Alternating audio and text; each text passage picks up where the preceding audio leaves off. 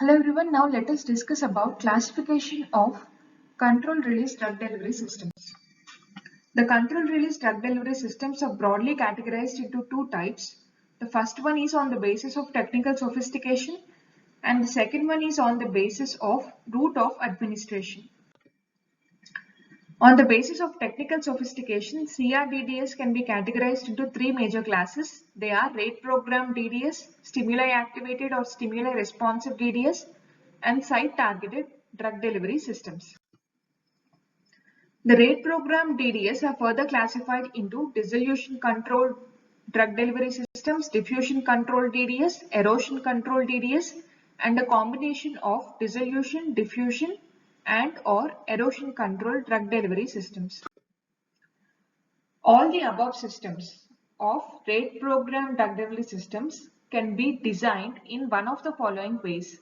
They can be either reservoir systems, matrix systems, or hybrid systems. The reservoir systems are nothing but membrane control system and the matrix systems are nothing but soluble, erodible, swellable or degradable systems. Hybrid systems are membrane cum matrix systems. The next category is stimuli activated or stimuli responsive drug delivery systems. In this group of CRDDS, the drug release is activated by some stimuli. It can be either physical, chemical or biological, or it is facilitated by energy supplied externally. And these systems are capable of releasing the drug in response to stimuli. They are often called as smart or intelligent drug delivery systems. And similarly, stimuli activated systems, drug delivery systems are also called as environment sensitive drug delivery systems as they are triggered to release the drug in response to external events. Hydrogels are a classic example of stimuli activated drug delivery systems. They are three-dimensional hydrophilic polymer networks capable of swelling in water and biological fluids, and they retain a large amount of fluids in the swollen state. The stimuli activated systems are further classified based on the applied stimulus into two categories. The first one is open loop, pulsatile or externally regulated systems, and the second one is closed loop, self-regulated, feedback regulated or internally regulated systems. In case of open loop, the information about the control variable is not automatically detected and it is triggered by the external stimuli, generally physical, such as temperature, ultrasound, electric current, etc. When it comes to closed loop or self-regulated systems, as the name indicated, in this, the information about the control variable is detected and as a result, the system output is adjusted accordingly. The stimuli is produced without any external intervention within the body to control the structural changes in the drug delivery systems and to exhibit the desired drug release. Stimuli activated drug delivery systems, especially those that are hydrogel based, are often used for the purpose of chronotherapeutics. And these chronotherapeutics, chrono means time. The chronotherapeutics deal with the treatment of diseases that demonstrate circadian rhythm. Examples are asthma, angina pectoris, myocardial infarction, stroke, and arthritis. The stimuli activated or stimuli responsive drug delivery systems can also be classified on the basis of activation process applied or the type of energy used. Based on the type of activation processes applied, they are categorized into three types: activation by physical process, activation by chemical process, and activation by biological systems.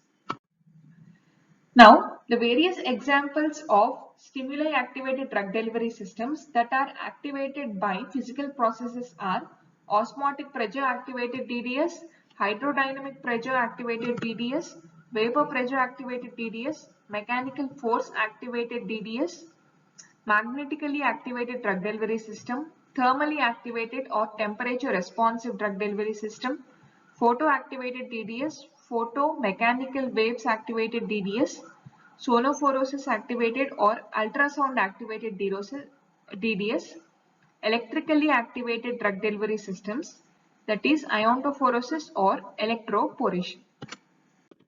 Now coming to the examples of activation by chemical process.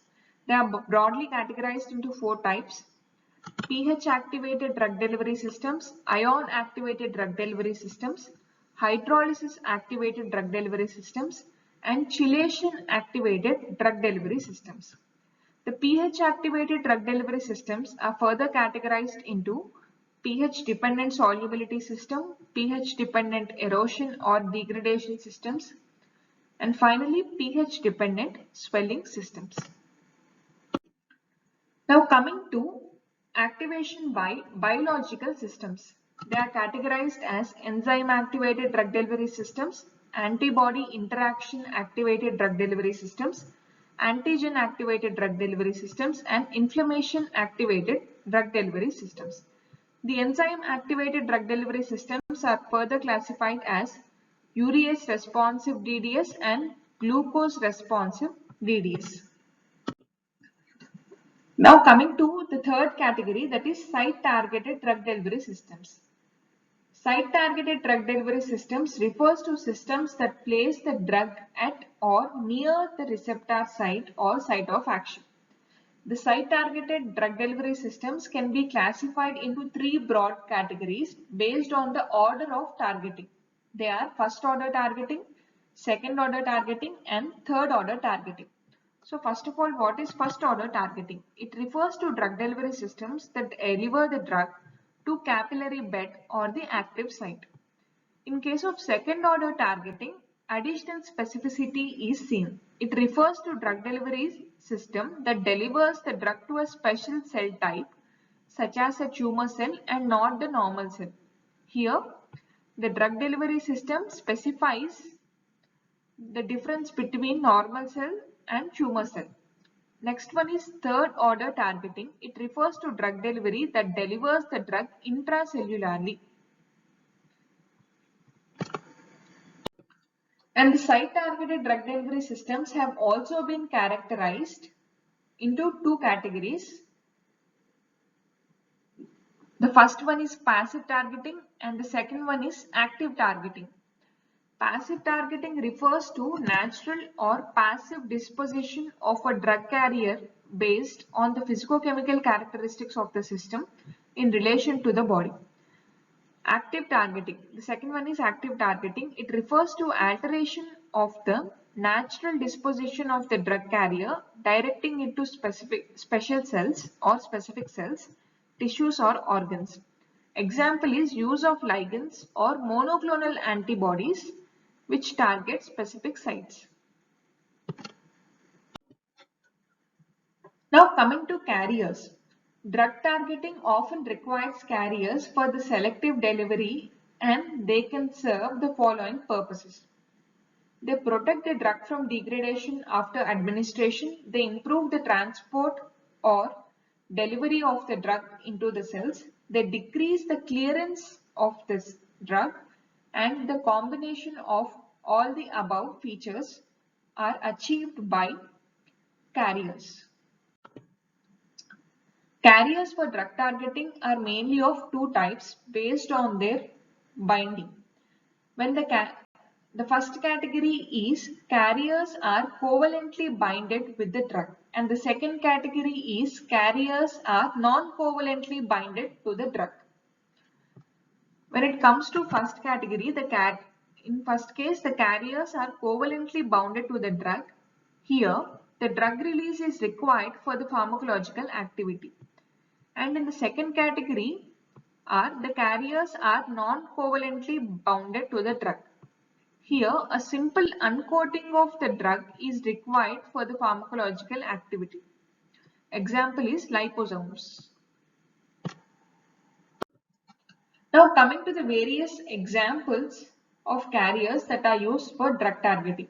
Here are some of the examples of carriers that are employed for the drug targeting.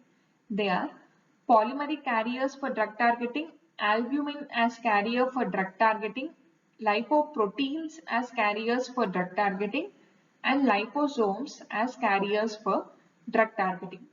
By this, we complete the brief classification of controlled drug delivery systems.